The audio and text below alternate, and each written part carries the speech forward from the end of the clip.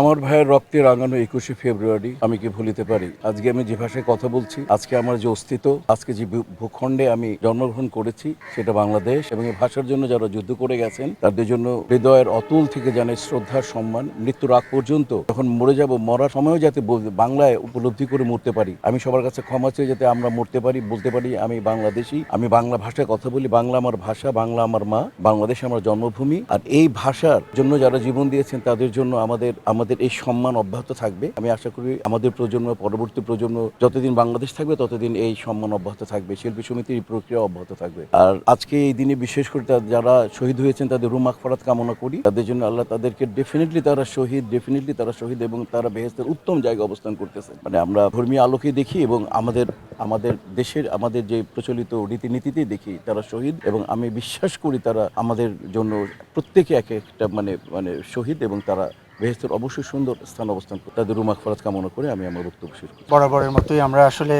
প্রতিবারই আমরা রাত্রেবেলাই দিই। এবার যেহেতু রোজাটা পড়ে গেছে, যার জন্য আমরা আজকে দিনের বেলায় দিয়েছি।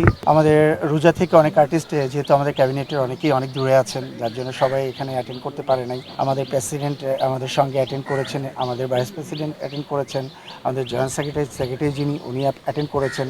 আমরা সত্যি কৃতজ্ঞ যে আজকে সুন্দর একটা মুহূর্ত আমরা এত সুন্দরভাবে আজকে ফুলটা আমরা দিতে পেরেছি। এটা একমাত্র বাংলাদেশের পক্ষে সম্ভব, ভাষার জন্য রক্ত দেয়া। আমরা ইতিহাস করেছি পৃথিবীর বুকে, যারা বীর, যারা চলে গেছে দেশ ছেড়ে, পৃথিবী ছেড়ে, তাদের স্মরণে সবসময় বাংলাদেশ চলচ্চিত্র শিল্পী সমিতি করেই যাবে। আমরা গভীরভাবে শ্রদ্ধার সাথে তাদের স্মরণ করছি।